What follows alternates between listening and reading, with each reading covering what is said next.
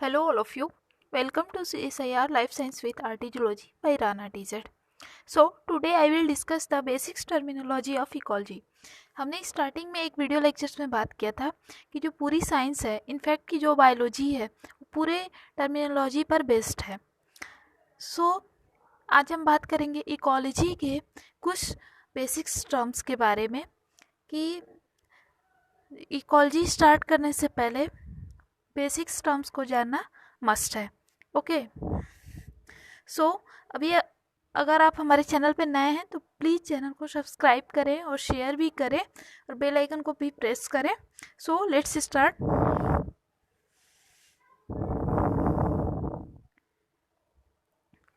सबसे पहला जो टर्म आता है वो स्पीसीज आता है.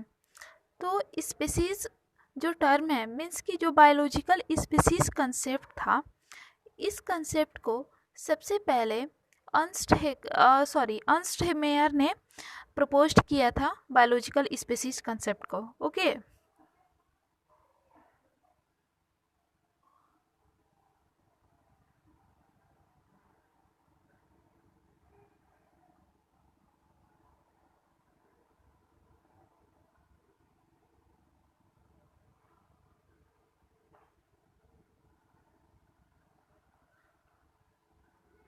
और जो स्पीसीज टर्म है उसको जॉन रे ने दिया था.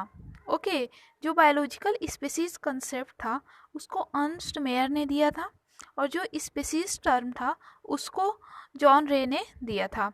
ओके. तो बायोलॉजिकल स्पीसीज कंसेप्ट ये कहता है कि कोई भी स्पीसीज, जो स्पीसीज का जो ग्रुप्स होता है वो एक्चुअली इंटरब्रीडिंग पॉपुलेशंस को शो करते हैं जो रिप्रोडक्टिवली दूसरे स्पीसीज के ग्रुप से डिफ़र होते हैं. ओके.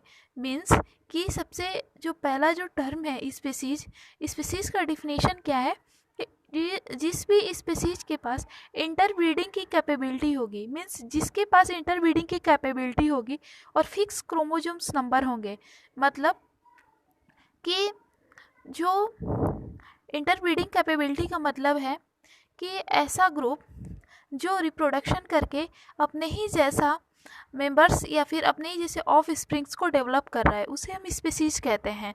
ओके. और जैसे स्पीसीज हम किसे कहेंगे, जैसे ह्यूमन बींग्स हैं तो ह्यूमन बींग्स में सभी ह्यूमन बींग्स का जितने भी ऑल ओवर वर्ल्ड जितने भी ह्यूमन बींग्स हैं सबका जो क्रोमोजोम्स नंबर है वो फिक्स है, 46 ही है. मीन्स कि 23 पेयर्स हैं. ऐसा नहीं है कि हमारा 23 है, मेरे बगल वाले घर में किसी का 24 है या फिर 25 है, ऐसा कुछ नहीं है. जितने ऑल ओवर ह्यूमन बींग्स हैं ऑल ओवर वर्ल्ड सबका जो क्रोमोजोम्स नंबर है वो फिक्स है, 47 ही है. मीन्स कि स्पीसीज का डिफिनेशन ये है कि इंटरब्रीडिंग कैपेबिलिटी और फिक्स नंबर ऑफ क्रोमोजोम्स. जिस भी स्पीसीज के पास जिसके पास भी इंटरब्रीडिंग की कैपेबिलिटी है, मीन्स कि reproduction of members of like own groups, खुद के ग्रुप जैसा मेंबर्स को डेवलप करने की कैपेबिलिटी है, उसे हम स्पीसीज कहेंगे. ओके. इसके अलावा पॉपुलेशन की अगर हम बात करते हैं तो पॉपुलेशन किसे कहेंगे, तो group of individuals of same species. Means कि जो सेम स्पीसीज है, सेम स्पीसीज के इंडिविजुअल्स के ग्रुप्स को ही हम पॉपुलेशन कहेंगे. मतलब कि अगर कोई एक एरिया है, कोई एक लार्ज एरिया है, इसमें बहुत सारे ह्यूमन बींग्स रह रहे हैं, मीन्स कि ह्यूमन बींग्स मीन्स कि एक ये स्पीसीज है. अगर ह्यूमन बींग्स है ये एक स्पीसीज हुआ, अगर कोई डॉग है तो ये दूसरी स्पीसीज हुई, अगर कोई कैट है तो दूसरी स्पीसीज हुई. ओके. तो जो ह्यूमन बींग्स हैं, अगर ये एक एरिया है जिसमें बहुत सारे ह्यूमन बींग्स हैं, मीन्स कि सेम स्पीसीज के इंडिविजुअल्स का ये ग्रुप है, मीन्स कि सेम स्पीसीज का ये ग्रुप है जिसे हम पॉपुलेशन कह रहे हैं.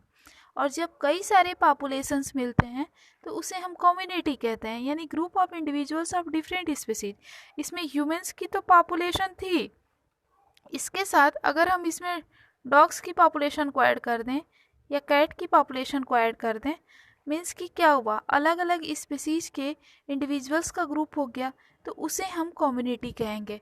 ओके. मीन्स कि group of individuals of different species. Okay. इसके अलावा अगर हम इकोसिस्टम की बात करते हैं तो कई सारी जब कम्युनिटी मिलती है, जब कई सारे पॉपुलेशंस मिलते हैं तो कम्युनिटी बनती है। कम्युनिटी से इकोसिस्टम बनेगा, लेकिन कम्युनिटी में क्या है कि बायोटिक फैक्टर्स है।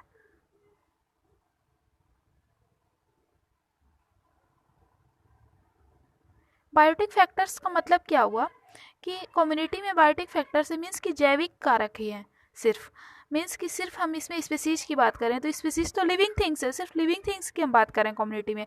लेकिन ये बायोटिक फैक्टर्स के साथ अगर हम ये बायोटिक फैक्टर्स को भी ऐड कर दें, मीन्स कि नॉन लिविंग थिंग्स को भी अगर हम ऐड कर देते हैं तो वो ये जो पॉपुलेशन है ये इकोसिस्टम हो जाएगी। मीन्स कि ये तो सिर्फ बायोटिक फैक्टर्स की अगर हम बात किए और कई तरह के इसमें स्पीसीज को हमने ऐड किया तो ये कम्युनिटी हो गई। ओके, अगर इसमें हम ए बायोटिक फैक्टर्स मीन्स कि यहाँ के इन्वायरमेंट, वाटर, टेम्परेचर को भी, अगर लाइट को भी हम यहाँ का ऐड कर दें तो क्या हो गया, ये इकोसिस्टम बन गया। मीन्स कि बायोटिक फैक्टर्स और ए बायोटिक फैक्टर्स।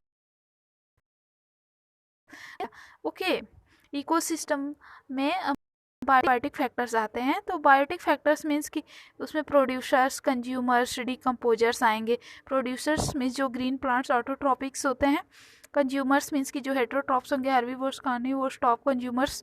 डिकम्पोजर्स में फंगी, बैक्टीरिया आएंगे।